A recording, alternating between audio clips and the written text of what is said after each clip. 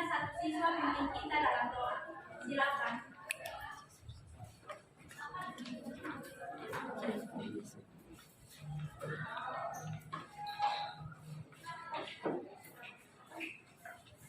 Guru dan teman-teman, sebelum kita memulai belajar pada hari ini, kita menghadap Tuhan dalam doa. Kita berdoa. Tuhan Allah kami dalam keadaan Yesus, amin. Doa. Baik, Ibu akan cek kehadiran kalian. Darmi, Desenka, Devani Gloria Kapitan, Deana, Elsa, Esther. Baik, di awal pembelajaran hari ini, Ibu ingin bertanya kepada kalian, apakah kalian pernah melakukan olahraga? Olahraga apa saja yang kalian lakukan? Coba sebut. Ada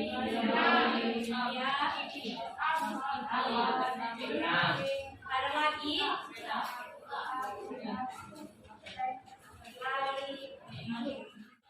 Oke, dari sekian olahraga yang telah kalian lakukan, setelah kalian habis berolahraga, apa yang kalian rasakan setelah kalian habis berolahraga? Apa lagi?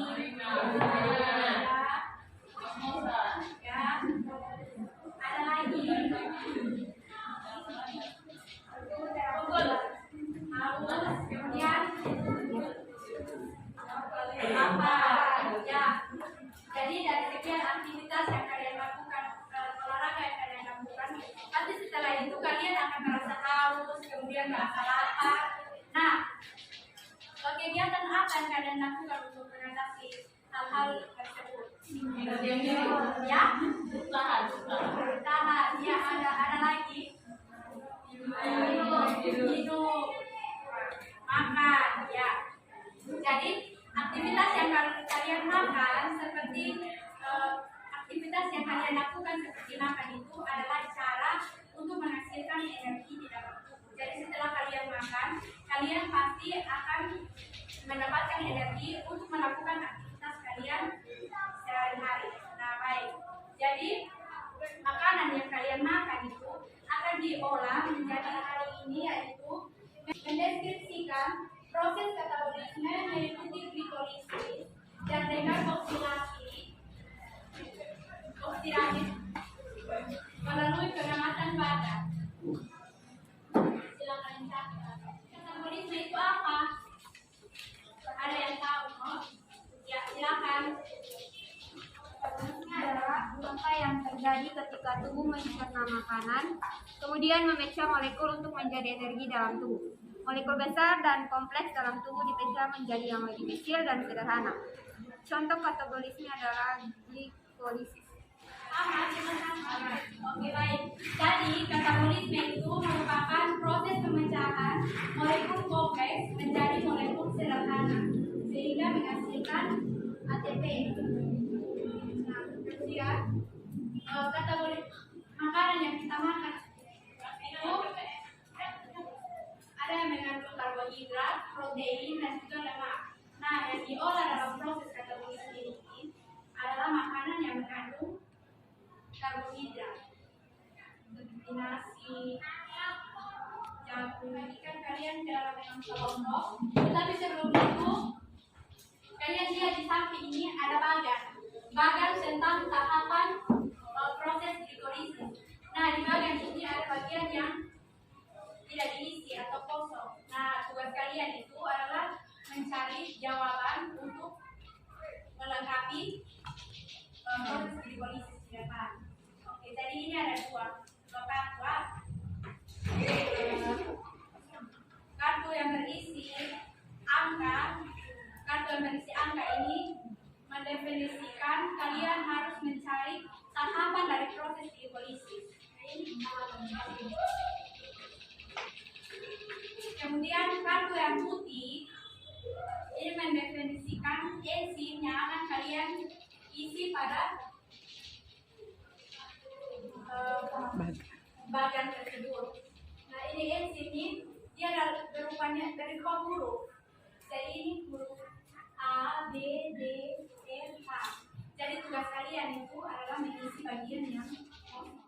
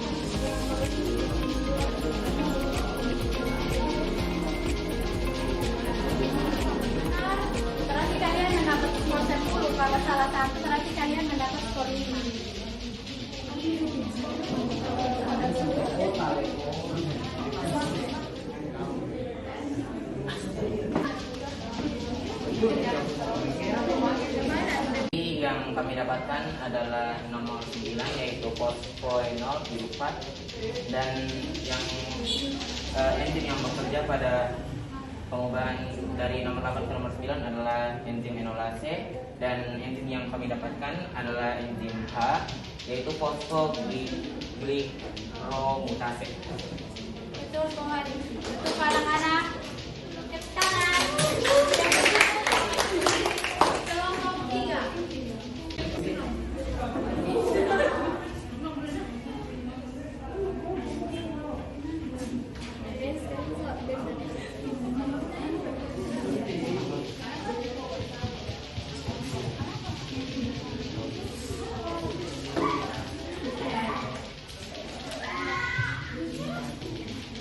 Jadi di sini tahapan yang terjadi pada tahap 8 yaitu fosfoglisera, dan enzim yang bekerja pada tahap B yaitu fosfoglukosa isomerase.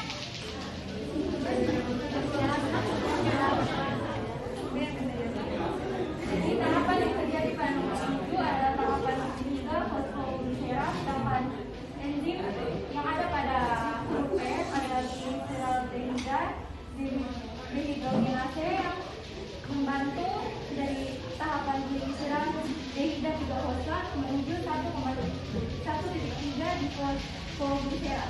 Makasih.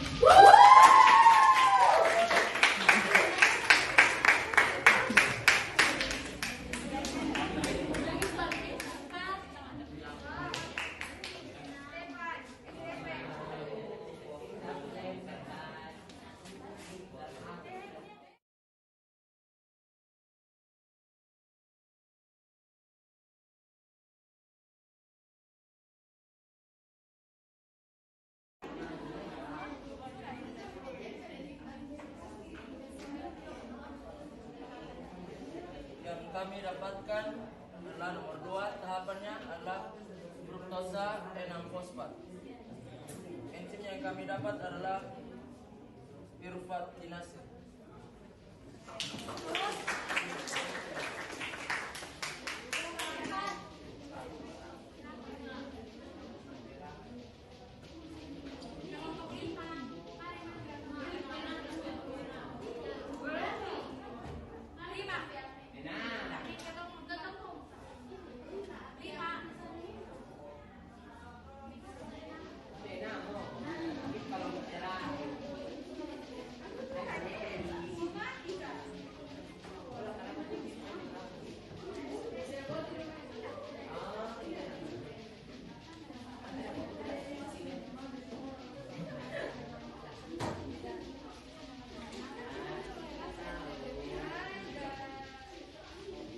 Jadi yang kedua itu enzim heksokinase, dan tahap yang keenam yaitu 1,3 di fosfoglisera.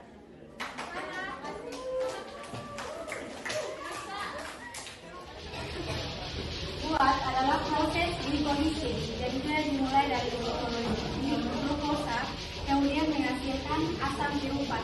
Nah, kira-kira dari sini ada kelompok yang mau menjelaskan glikolisis dari tahap 1 sampai 3. Di sini kemudian ada kelompok yang mau menjelaskan Glukosa dibantu oleh enzim heksokinase menjadi glukosa 6 fosfat. Habis itu dia dibantu oleh fosfoglukosa isomerase. Dia dibantu untuk menjadi tahap fruktosa 6 fosfat. Lalu dibantu oleh enzim fosfoglukokinase menjadi tahap fruktosa 1,6 diskosa. Selanjutnya akan dijelaskan oleh Fruktosa ini dipecahkan menjadi 2 dibantu oleh enzim enolase menjadi dihidroksiaceton fosfat dan gliserol dehida 3 fosfat. Dan dari dihidroksiaceton fosfat dibantu oleh trifosfat isomerase menjadi gliserol dehida 3 fosfat yang menggunakan NAD plus dan menghasilkan NADH. Lalu kinase dan menghasilkan ADN.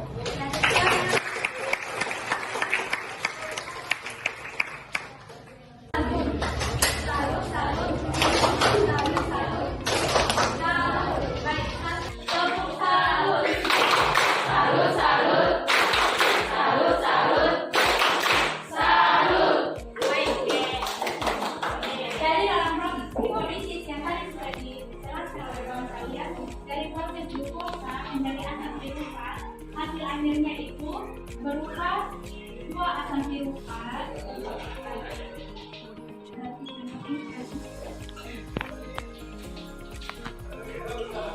Dia menghasilkan dua asam pirufat, ini satu, dua. Kemudian menghasilkan dua NADH.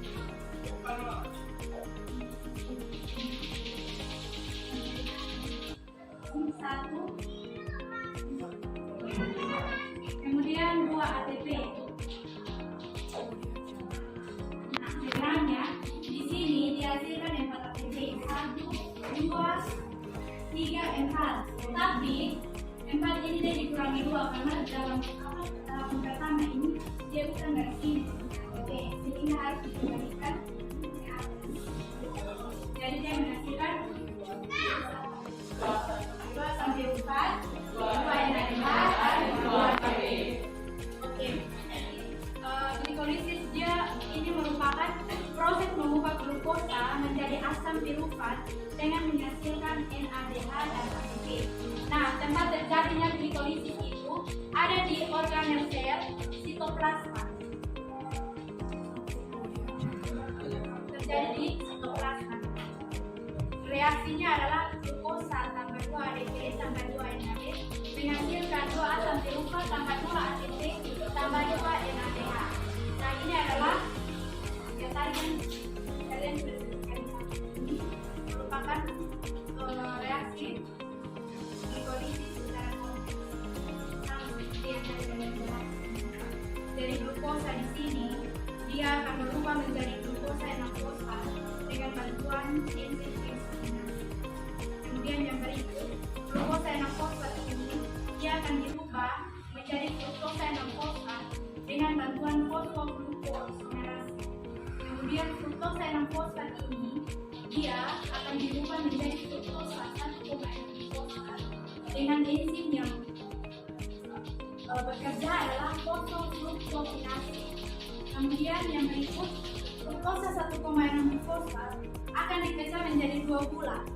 Ini gula nih gliseraldehid dengan dihidroksiaceton. Nah, ini dikatalis oleh enzim amilase. Nah, kenapa dia sama gliseraldehid 3-fosfat dengan dihidroksiaceton? Nah, dihidroksiaceton ini dia harus dirubah supaya dia sama dengan reaksi yang di sebelah, yaitu gliseraldehid 3-fosfat. Kenapa tidak bisa dipakai? Bukan tidak bisa dipakai. Memang strukturnya sama, tapi mungkin saja bentuknya berbeda, sehingga dia harus dirubah supaya sama, yaitu dirubah menjadi gliseraldehid 3-fosfat supaya mencapai keseimbangan. Ya, kemudian gliseraldehid 3-fosfat ini dirubah menjadi 1,3 asam nifosfoglycerat. Jadi pada tahap ini gliseraldehid dan 3-fosfat akan menghasilkan H, akan melepaskan H. H ini akan ditangkap oleh NAD, kemudian menghasilkan NADH. Jadi sini ada 2 NADH, 1. Kemudian yang berikut 1,3 asam nifosfoglycerat dirubah menjadi 3 asam fosfoglycerat dengan enzim, yaitu enzim yang berperannya itu fosfoglycerokinase. Kemudian 3 asam fosfoglycerat dirubah menjadi 2 asam fosfoglycerat dengan enzim fosfoglyceromutase. Jadi yang tadi kalian sebutkan semua. Kemudian yang berikut 2 asam fosfoglycerat dirubah menjadi asam fosfoenolpirufat. Nah, pada tahap ini 2 asam fosfoglycerat dan asam fosfoenol ini dia akan menghasilkan H2O. Kemudian yang berikut asam fosfoenol pirufat ini dia akan dirubah menjadi asam pirufat. Nah, pada tahap ini menghasilkan ATP 2 ATP.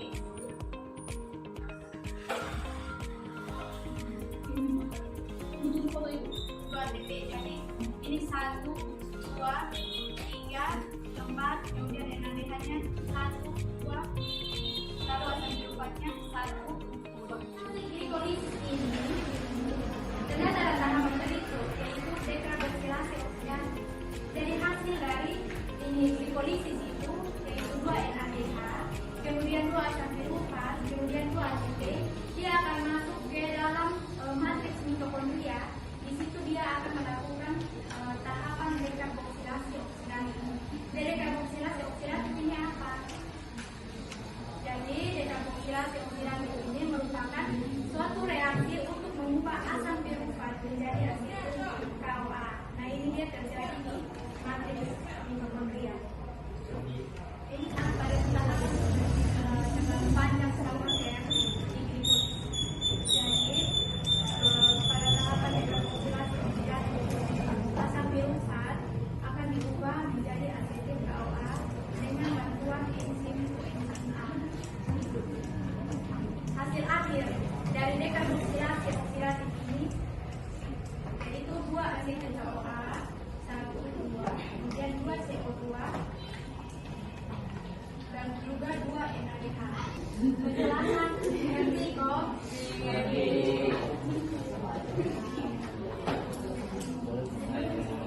Sini ada yang ditanyakan kok.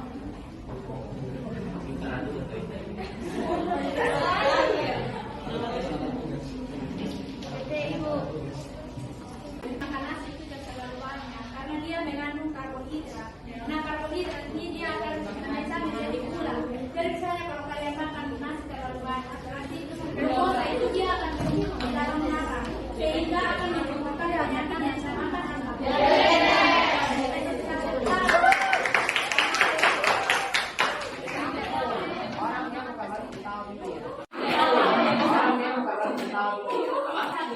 Siswa